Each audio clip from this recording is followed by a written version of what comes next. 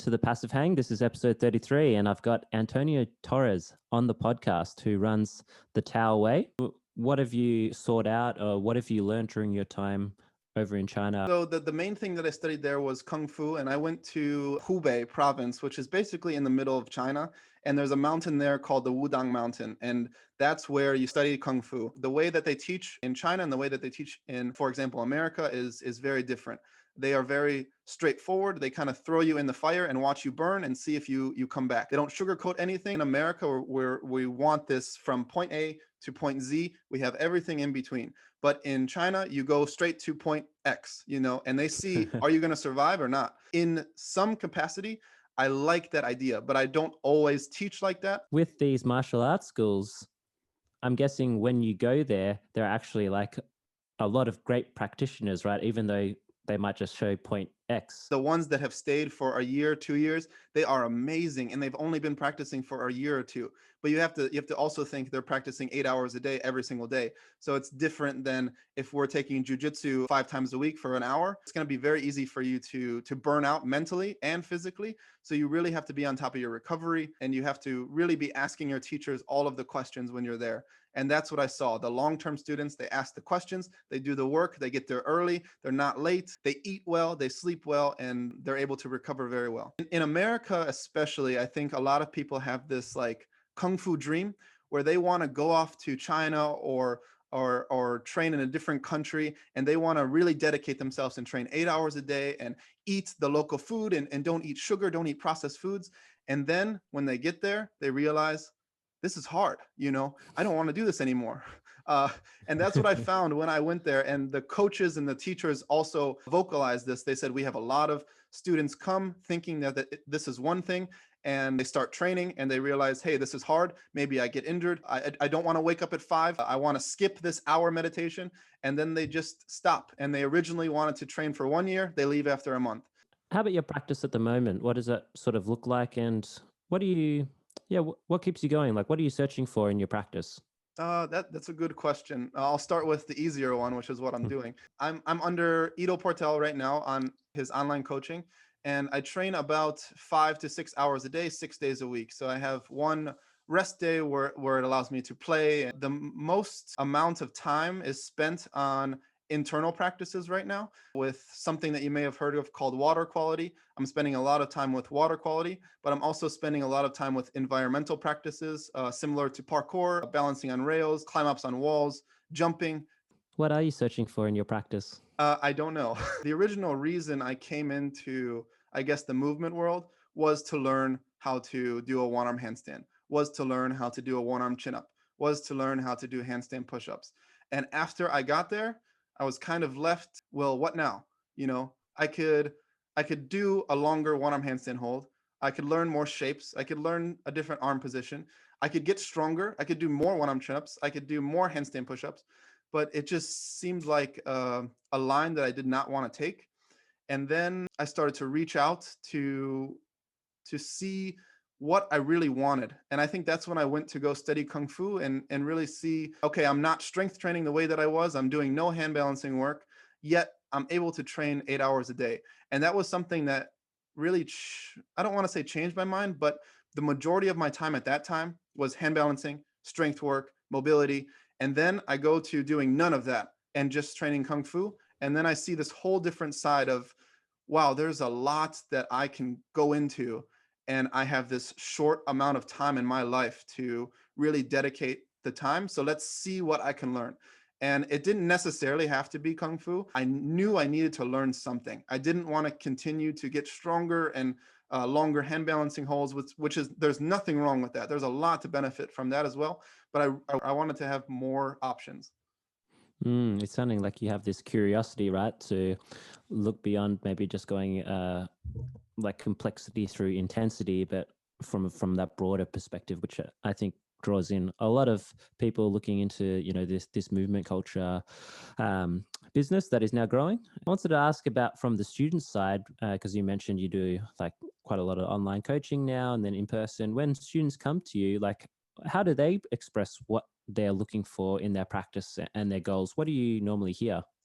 So I hear two things usually. The first one is a lot of strength and hand balancing goals. Like I want to learn one arm handstand, I want to learn a muscle up, I want to learn something like that. So it's usually towards the gymnastic strengths side and the hand balancing side. The second thing that I see is they have no idea what they want. They need direction and they want to learn all that I have to give them. And both I am more than happy to give. And I think that the people that first come with the gymnastic strength and the hand balancing, if they stay with me long enough, they change their mind into, hey, I want to learn some of this internal practice. I want to learn how to move my spine. I want to learn how to move on the ground. And then I slowly get them in there. And that's kind of how I was brought into the practice. I did not, if you told me 10 years ago that I would be standing for an hour outside every day, I would say, no, I'm not. That's ridiculous. That's a waste of time. I'm not going to do that. But now, come to today, that's what I'm doing. So I orientate the practice around their interests, but at the same time, I give them things that I think is important. So a person that comes to me with gymnastic strength, I want to learn a muscle up, I will happily program a muscle up. But guess what? You're going to get 20 minutes of spinal work as well. And slowly, we can develop that a little bit more, a little bit more, a little bit more. And then the questions start to come out. Why am I doing spinal work? Why am I sitting down in meditation and focusing on my breath for 10 minutes? Why am I doing this? And this is where the interests start. And some people develop this interest and some people say, this is still very boring. If you separate it out into these separate buckets, I sometimes always question as well, like what makes it not the fact that maybe we're just doing calisthenics and hand balancing and a bit of dance, because maybe it is that, but then what makes it then movement? I try to talk about this point to my group, actually. We were talking about the difference between movement practice and a cross training practice. And I was talking about if you go rock climb on Monday and jujitsu class on Tuesday and dance on Wednesday, this is not a movement practice. This is a cross training practice. You are going into the discipline and not taking from that discipline into anything broader. You are taking it and specializing in it and not taking any of the concepts. So I think taking concepts from the different arts and putting it together into your own unique blend is your own practice. What have been some of maybe the biggest mistakes you've made in your training in the past? Oh, too many. The biggest mistake that I made was being too afraid to show my practice. And again, I don't mean filming here. I mean training outside. All of my training when I first started was done in my room, in my house, in a doorway pull-up bar because I was embarrassed. You know, I could not do a muscle up. I could do maybe 2-3 chin-ups, and I didn't want to go outside and have people watch me while I was doing this thing. What is he doing? He's setting up rings. What is he doing? He's in a handstand. And I felt really embarrassed. And then on the Movement Culture Facebook group, I saw something that Summerall Black posted, and I don't remember exactly what it was, but it was somewhere along the lines of, don't be afraid to do things in public. And for some reason that really resonated with me. And from then on, I was always training outside and people would stare at me and I would get embarrassed or get whatever it is. And I just learned to deal with it over time. And now I can do spinal work outside. I can do the weirdest thing possible outside and people are staring at me and I don't care. Other than maybe strength and mobility, which is quite well known, what other attributes do you look at developing within yourself and your students? With myself, it's different than my students because what I'm working on now, I won't teach online or group or in person because I don't know it well enough. Most of the things that I'm learning right now, I'm not going to teach for another year or 2 years when I understand it a little bit better. So right now, like I said, I'm getting into the water quality, the movement quality.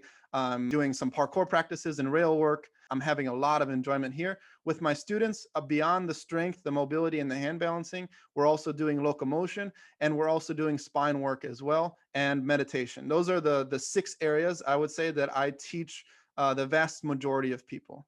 What does that sort of process look like from when you practice it as a practitioner? Then you've mentioned there's some stage where you feel uncomfortable about teaching it online, and there's like teaching it in person. Maybe could you explain a little bit about how you found your approach to then from learning it to then being comfortable to teaching it via any medium?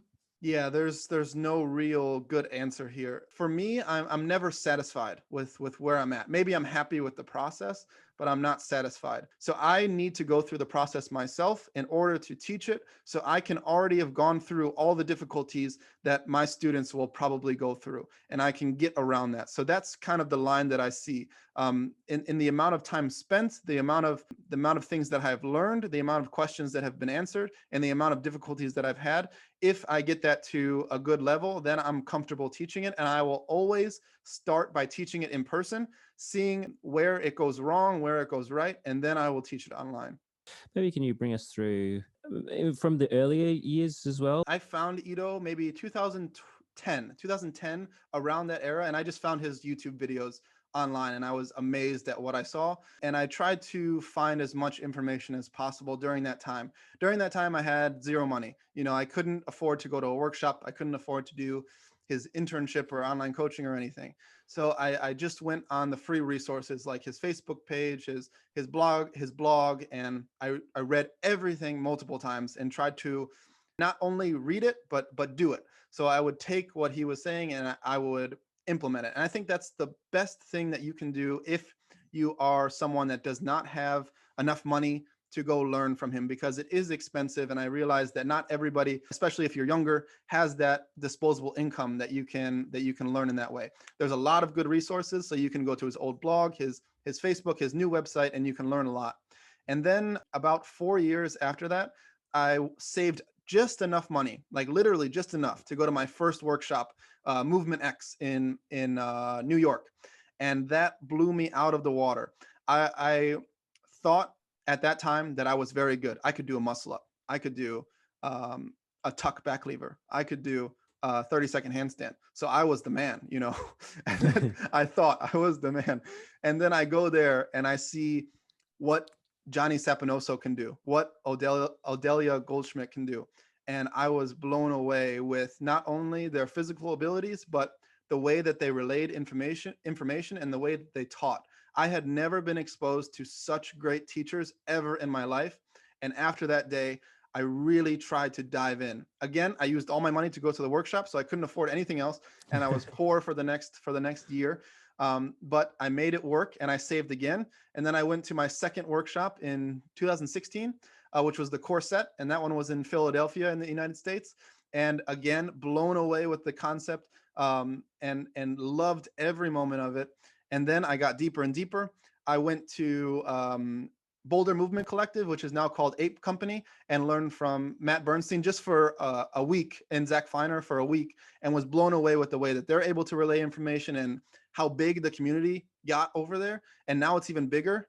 And then I moved to China. And then in 2018, I went to South Korea for the locomotion workshop that was taught by Johnny Sapinoso, and amazed by his level of teaching, his level of, like, every time I go to a new workshop by them, or anytime I see them, I'm just amazed at the level of the way that they're able to give information is very, very impressive. I have never seen a better teacher than Johnny Sapinoso. He is the best teacher I have ever come across, and I strive to be a tenth of what he is in the terms of teaching and physical abilities. And then in 2017 was the first time that I did online coaching under them. I loved every part of the process.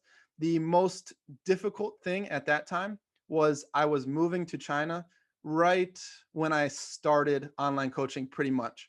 So when I moved to China, I was in hotels for the first month. I was traveling on airplanes a lot, and I had to do all of my sessions in a small hallway in the hotel room. I had to move my hotel bed, and I had like a wooden platform. I would do my hand balancing on there. I had to find random trees in right next to my hotel and hang the rings. And I had to, really challenge not only myself but also my Chinese as well, because I had to communicate. Oh, can I put it here? Can I hang up rings here? And that was a very important part of my development, I think, was being able to still put in the work despite all of these things that I could just write off as, this is too difficult. I don't have the time. I don't have a stable environment, but I just made it happen. Great to have you on the podcast, and awesome to connect and hear your side of the story beyond all the YouTube videos. I've really enjoyed it. For all those listening out there, if they wanted to check out more and find out more, connect with yourself, where would you prefer them to look? You can go to my YouTube channel, which is The Tao Way. Tao is Tao.